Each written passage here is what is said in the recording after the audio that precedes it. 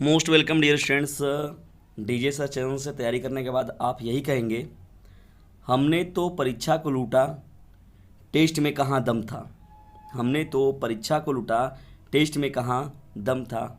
हमारी तैयारी भी वहाँ हुई जहाँ का मास्टर दबंग था।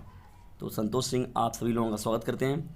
हो हो पढ़ता हूँ जिससे तो मैं, जिससे तो लिखता हूँ। पढ़ता हूँ जिससे तो मैं, जिससे तो लिखता हूँ।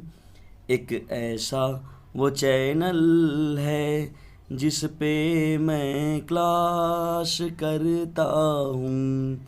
एक ऐसा वो चैनल है जिस पे मैं क्लास करता हूँ। तो डियर स्टूडेंट्स, समझ लिए हम लोग स्टार्ट करते हैं इसी मोटिवेशनल सॉन्ग के साथ। सोशल साइंस का यह मोस्ट इम्पॉर्टेंट है, सामाजिक विज्ञान जिसे हम लोग कहते हैं। तो क्लास 10th के सीबीएसई बोर्ड के बच्चे हों, चाहे वो यूपी बोर्ड के बच्चे, इंग्लिश मीडियम के, सभी लोग इस चैनल से जरूर जुड़ें। शॉर्ट आंसर टाइप क्वेश्चन है ये।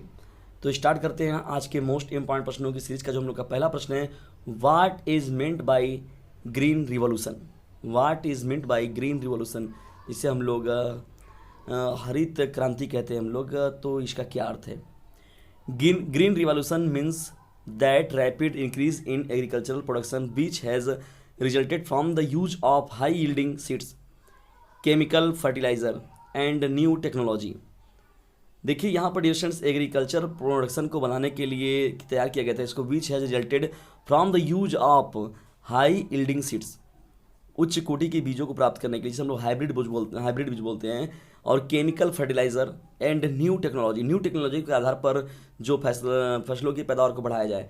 जब देखिए देश आज़ाद हुआ था हम लोग का 1947 में, तो उस समय देखिए कितनी विडम्बनाएं हुई थी। जो पाकिस्तान से ही बहुत से शरणार्थी यहाँ पर आ गए थे, तो यहाँ पर ऑटोमेटिकली पॉपुलेशन यहाँ पर भी था और वहाँ से ही पॉपुलेशन मिला, तो यहाँ की जनसंख्या अचानक बढ़ गई और फसल भी उस साल बर्बाद हो गया। तो इसलिए ये रिवॉल्यूशन को लाया गया कि एग्रीकल्चर को कैसे मजबूत किया जाए। तो ग्रीन रिवॉल्यूशन को शामिल किया। इसमें सबसे ज़्यादा जो फ़ायदा हुआ वो आप लोग के वीट को हुआ, गेहूं को सबसे ज़्यादा फायदा हुआ था इसमें। तो फर्टिलाइजर एंड न्यू टेक्नोलॉजी से कैसे ज़्यादा पैदावारी को बढ़ाया जा सके। As a result of this revolution the productivity of crops has increased significantly. जब प्रोडक्शन को बढ़ाया गया तो क्रॉप्स जो थे वो इंक्रीज कर गए सिग्निफिकेंटली, वो तरीके स्वाभाविक रूप से उनकी वृद्धि होना ही था। तो डियर स्टूडेंट्स, ये इंपॉर्टेंट प्रश्न है और आपके एग्जाम के दृष्टिकोण से भी। Green revolution means that rapid increase in agriculture production which has resulted from the use of high yielding seeds, chemical fertilizer and new technology.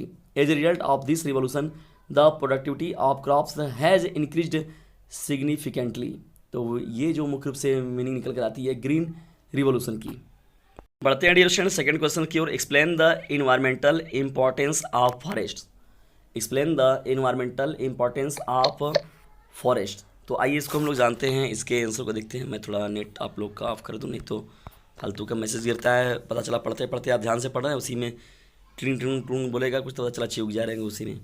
Explain the environmental importance of forest, ये question number हम लोग का second है dear students. Forest and forests are useful and necessary for economic development, biodiversity, human livelihood and environmental adaptation reaction. But the most important function of forest include stability of climate, regulation of water cycle, and providing habitat to hundred of thousands of organisms to do।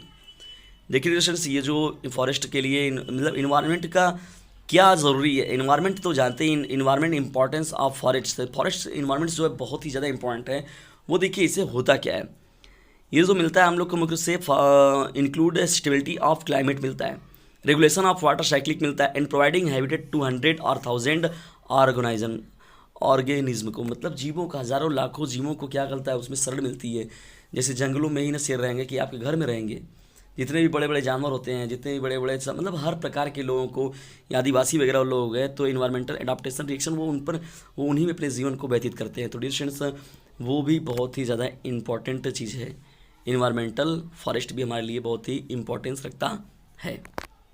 Dear students, हम लोग बढ़ते हैं geography. ये देखिए session जो आपका चल रहा है जियोग्राफी का चल रहा है, भूगोल के जो क्लास 10 के बच्चे होंगे, ज्योग्राफी का देखिए पोर्शन उसमें आप पूछा जाता है ना एग्जाम में, तो ये ज्योग्राफी का मोस्ट इंपॉर्टेंट क्वेश्चन आंसर का सीरीज ये चल रहा है स्टूडेंट्स। क्वेश्चन नंबर 3 हम लोग का क्या हो जाएगा, what are the characteristics of plantation agriculture. Important है, what are the characteristics of the plantation agriculture. Plantation agriculture की कैरेक्टरिस्टिक क्या है। चलिए डेरिवेशन में इसके आंसर को हम लोग देखते हैं।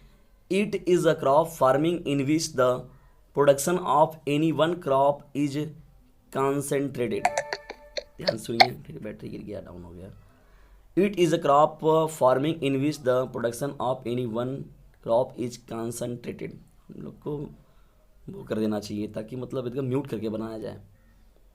चलिए, concentrated, there is availability of cheap labour. It is a type of commercial agriculture, mainly crop like sugar cane, tea, coffee, rubber, banana etcetera. तो ये प्लांटेशन एग्रीकल्चर के रूप में जो होता है वो crop farming in which the production of any one crop is concentrated. मुख्य रूप से एक वन क्रॉप पर ये कंसनट्रेटेड फार्मिंग होती है। There is availability of cheap labour, सस्ते रूप में लेबर भी आप लोग को अवेलेबल मिल जाते हैं। It is a type of commercial agriculture, देखिए याद रखिएगा मेन पॉइंट यही है, it is a type of commercial agriculture है। Mainly crops like sugar, tea, coffee, rubber, banana etcetera जो फसलें होती हैं वो क्या होती हैं, प्लांटेशन एग्रीकल्चर में ये सभी आते हैं। कभी कभी पूछता है भी कि give the 2 examples of plantation agriculture, give the 3 examples, give the 4 examples of plantation agriculture. तो यहाँ देखिए लिखा गया शुगर केन हो गया, टी हो गया, काफ़ी हो गया, रबर हो गया, बनाना, ये सभी जो है प्लांटेशन एग्रीकल्चर के एग्जाम्पल्स हो जाएंगे।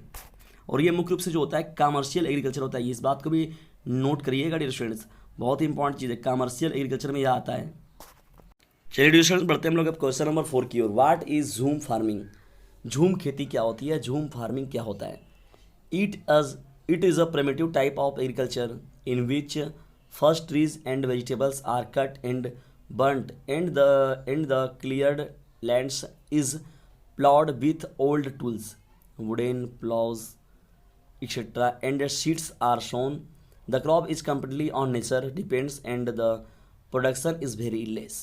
देखिए झूम खेती होता है क्या, ये मुख्य रूप से देखिए जो आपके पूर्वी राज्य है ना, पूर्वी स्टेट हैं, वो ईस्ट वाले जो स्टेट मिलेंगे आपको वहाँ पर देखने को मिलता है सभी चीज़ें। असम हो गया, जैसे आपका मिज़ोरम हो गया, त्रिपुरा हो गया, तो उधर के जो स्टेट हैं वहीं पर आपको इसकी खेती देखने को मिलती है। मेघालय हो गया, वहाँ पर ही। तो ये it is a type of primitive type of agriculture है in which first seeds and vegetables are काट लिया जाता है पहली बार में पौधों और उनके सब्जियों को, एंड बर्नड उन्हें जला देता है, and to cleared land is ploughed with old tools, ठीक है, पुरानी पद्धति पर आधार पर कार्य होता है, and seeds are sown. The crops is completely on nature, nature पर ये कम्प्लीटली पूरा जो क्रॉप होता है वो कम्प्लीटली किस पर डिपेंड होता है, नेचर पर होता है, dependent, and the production is very less, जो इसमें पैदावार होती है, उत्पादकता होती है वो बहुत ही लेस होती है, ठीक है। और ये मुख्य रूप से जगह देखिए कहाँ पर होता है, तो भारत स्टेट में अगर जाएंगे तो भारत के जो पूर्वी राज्य हैं वहाँ पर इनकी पैदावार या इस प्रकार की जो ये फार्मिंग करने की जो पद्धति है वो आज भी है, जिसका नाम है झूम फार्मिंग। चलिए डियर स्टूडेंट्स बढ़ते हैं हम लोग क्वेश्चन नंबर 5 की ओर। पाँचवा हम लोग का प्रश्न है, what is the difference between weather and climate, ठीक है, मौसम और जलवायु में क्या अंतर है, इस पर हम लोग को बात करना है। What is the difference between weather and climate. देखिए वेदर को भी पूछ सकता है आपसे, क्लाइमेट को भी अलग अलग पूछ सकता है, तो मैं यहाँ पर डिफरेंस के बारे में बात कर दे रहा हूँ, ठीक है, आप लोग ध्यान से सुनिए। The weather of place is called the immediate efforts of temperature, humidity, wind direction and air pressure, rainfall etcetera. देखिए मुख्य रूप से जो होता है वेदर में क्या होता है, इमीडिएटली इफेक्ट ऑफ टेम्परेचर, अचानक से क्या होता है चेंजिंग हो जाता है, क्लाइमेट में चेंजिंग देखा जाता है, humidity, wild direction, wind direction देखा जाता है, हवा की जो डायरेक्शन वो किस दिशा में, and air pressure, rainfalls etcetera चीज़ों को जो मेजर करते हैं वो वेदर में करते हैं। Where is the average weather of about 30 years of a wide area is called the climate of that place. जबकि देखिए यहाँ बात हो रही है, अब हम लोग बात करेंगे किस पर, क्लाइमेट की बात करेंगे। क्लाइमेट क्या होता है, where is the average weather जो होता है ऑफ अबाउट 13 ईयर्स का जो वेदर होता है और ये एक वाइड एरिया को कवर करता है, is called the climate of that place, ठीक है स्टूडेंट्स। ये मुख्य रूप से क्या होता है, दो डिफरेंस हैं इसमें, मतलब डिफरेंस दिखाया गया आप लोगों को वेदर एंड क्लाइमेट के बीच। और वेदर और क्लाइमेट ऐसा एक डिफिनेशन है जो कि ज्योग्राफी में नियमित रूप से आपसे पूछा जाने वाला क्वेश्चन है ये, और अलग अलग भी पूछ सकता है आपसे और अंतर के रूप में भी पूछ सकता है। तो डियर स्टूडेंट्स, आप ऐसी तैयारी रखिए कि आप दोनों में अच्छे से लिख सकें। ये रहा आज का सेशन। आज का यह सेशन आपको कैसा लगा इसके बारे में कमेंट बॉक्स में हमें ज़रूर बताएं, और अपनी समस्या से भी हमें ज़रूर अवगत कराएं। 950-690-257 ये हमारा व्हाट्सएप ग्रुप नंबर है, इसे भी ज्वाइन करें। और जो भी आपका सामर्थ्य है, बहुत ही सूक्ष्म अमाउंट, इस पर सहयोग जरूर करें ताकि डीजे चैनल को एक बड़े प्लेटफॉर्म पर हम लोग लेकर जा सकें।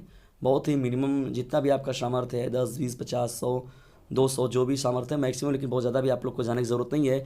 लेकिन डिरेक्शन अपना सहयोग ज़रूर करें ताकि इस चैनल को हम लोग एक यूपी बोर्ड के मोस्ट इम्पॉर्टेंट चैनलों की सीरीज़ में लाया जा सके।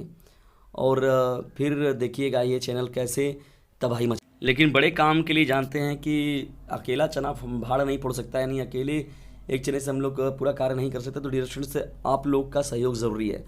मैं पूरा का पूरी व्यवस्थाओं को मैं धीरे धीरे चीज़ों को उपलब्ध कराऊंगा आप लोगों को। अभी देखिए ये जो सीरीज चल रही है हम लोग की, बहुत ही इंपॉर्टेंट सीरीज चल रही है, तो इसे दूर दराज तक के जितने भी बच्चे आपके रिलेशन में, अगर कोई बच्चा रिलेशन में कोई आपके सीबीएसई बोर्ड से ही पढ़ता है, अगर यूपी बोर्ड से पढ़ता है या अदर बोर्ड से भी पढ़ता है, बिहार वगैरह के, तो उन लोगों पर भी इस चैनल का लिंक ज़रूर भेजिए। क्योंकि भारत का जो सिलेबस है वो एनसीईआरटी है। अब एनसीईआरटी बेस्ड पर सभी राज्य काम कर रहे हैं, और मेरा जो सिलेबस है वो बहुत ही, मेरा जो नोट्स है वो बहुत ही ज़्यादा मोस्ट इंपॉर्टेंट है। देखिएगा आने वाले समय में लोग इसका कितना ज़्यादा उपयोग करेंगे। तो डिस्टेंस इसका एक काम आपको करना है बस, ऑनलाइन प्लेटफॉर्म का जानते हैं कि sharing is the best way of learning, तो इसे शेयर ज़रूर करें। और रेगुलरली अपने स्टडी को अब जारी रखिए। 2 घंटे सुबह, 2 घंटे शाम, कम से कम इतना समय तो आप इस चैनल पर जरूर दीजिए।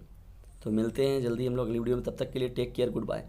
अब क्लास 10th के भी बच्चों का बहुत ही ज़्यादा सीरीज़ तैयार करेंगे हम लोग जल्दी।